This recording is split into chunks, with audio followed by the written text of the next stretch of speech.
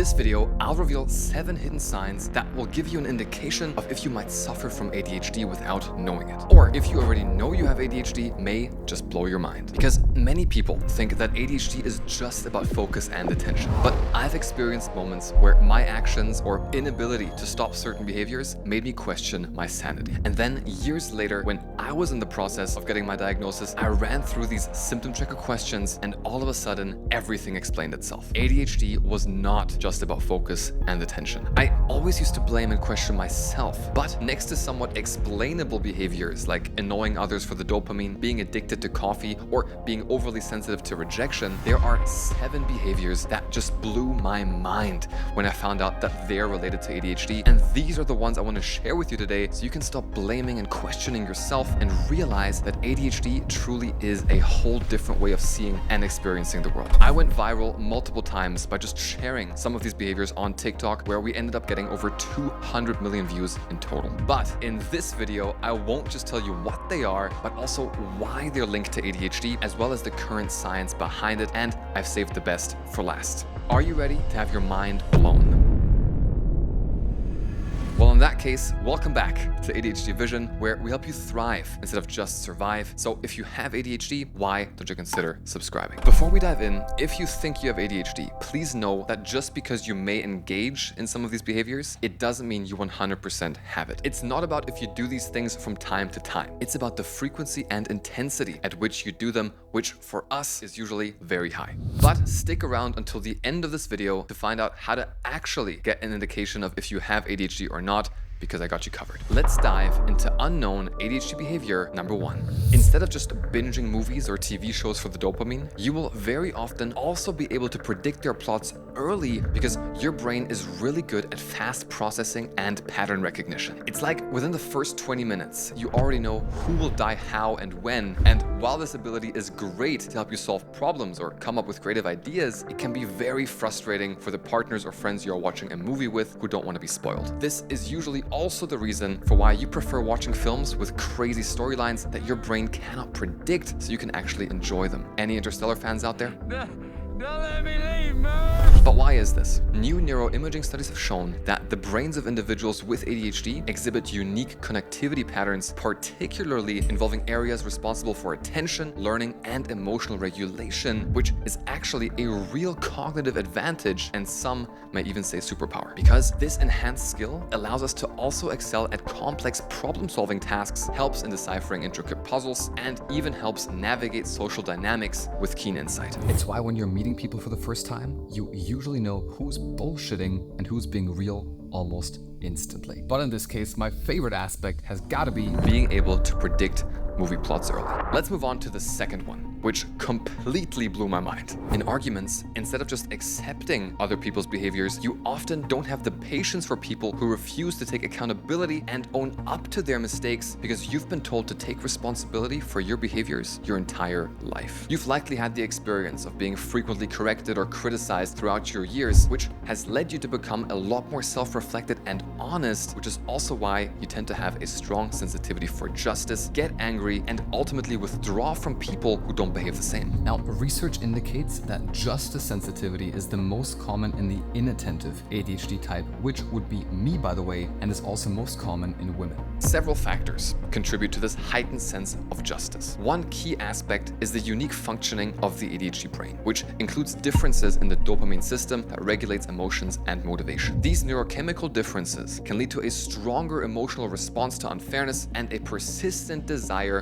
to correct it. Behavior number 2, strong sense for justice. Moving on to number 3. Instead of just listening to the newest hits, you often love listening to the same song on repeat, not just because you like it, but because once you have a new favorite song and your brain can anticipate it, when it plays, you can reduce your anxiety and increase dopamine to incredibly high levels. And so it's a very easy and predictable way of boosting your low mood and motivation immediately. But because of your constant craving, you usually keep playing the song until it becomes too repetitive and there's no dopamine left.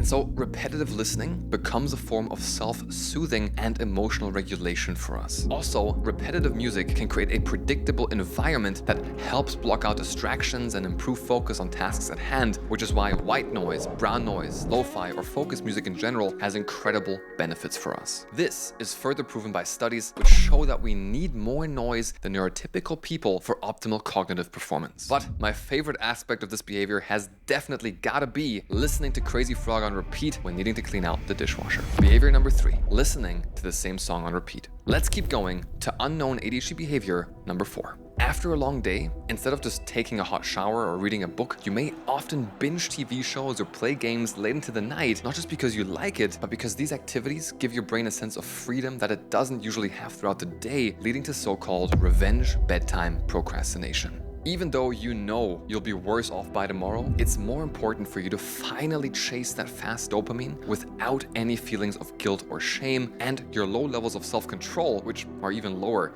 late at night, make it very difficult to stop. You then lose track of time, don't hit your sleep goals, and the cycle often repeats itself. Behavior number 4, revenge bedtime procrastination. And by the way, I'm curious, what's a TV show you just can't stop binging at the moment? For me, it used to be Prison Break for sure. They ruined the last season though. Let's move on to number 5. This one really went around social media, but nobody ever really explained it. If you have ADHD, you may find yourself strongly disliking afternoon appointments. It's not because you can't wait for them, but rather because you struggle to accomplish anything significant before they occur. You feel stuck in waiting mode where no matter what you try to focus on, your mind keeps reminding you about the upcoming meeting. You're trapped in executive dysfunction and unable to focus on anything else. Often, this is actually overcompensation. Anxiety takes over and your fear of being exposed as a late person, which you've experienced very often, comes into play. Studies also show that ADHD affects an individual's perception of time, making it hard to gauge how long activities take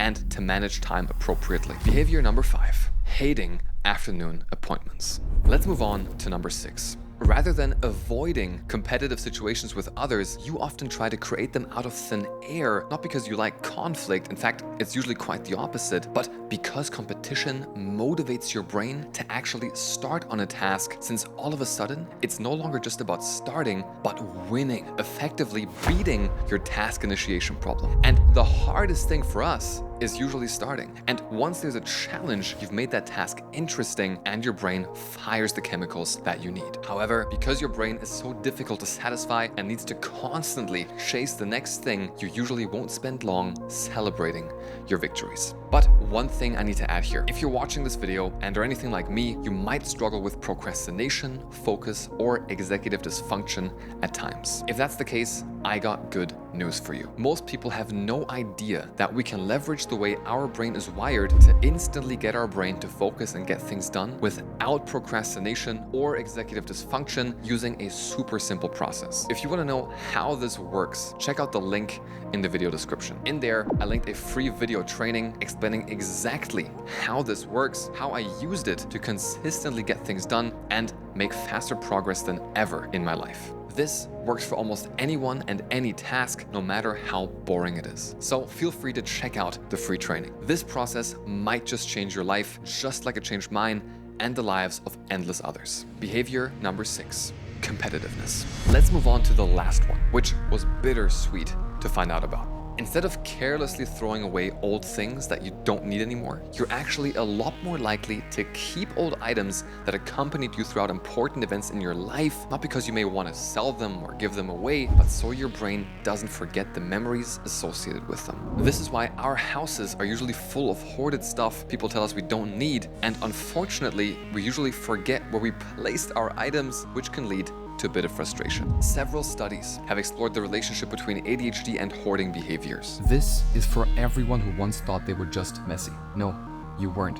You just may really care about your past. Also, we have the symptom called out of sight, out of mind, which leads us to always having this organized mess on our work desk. We know exactly where everything is because it's in sight and we don't forget. We couldn't bear someone cleaning it all up and shoving it in drawers. So behavior 7, not throwing away old items. Now, for everyone who's not diagnosed and is all of a sudden questioning their whole reality, trust me, I know how that feels. Don't worry, I got you. Because I've actually recreated my own symptom checker from 7 years ago and made it completely free and super easy to do over Typeform. Just click the link below to test yourself and get a score indicating whether you might have ADHD. It literally takes less than 10 minutes. I'd also recommend watching this video on how to become a productivity powerhouse with ADHD. Stay inspired, and I'll see you very soon. That's a wrap.